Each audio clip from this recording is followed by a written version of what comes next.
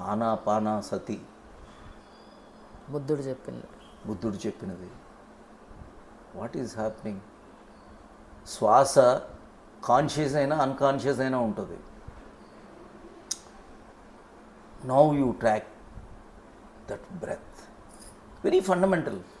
పెద్ద పెద్దవి వద్దు. ఎక్కడ పెట్టాలి, నీ చూపు ఎక్కడ పెట్టాలి, నీ concentration, those are all secondary. People have not understood spirituality in right context. Unconscious అయిపోతుంది. కాబట్టి to get that consciousness, Buddha, Ramana, so they have told correctly what you need to do.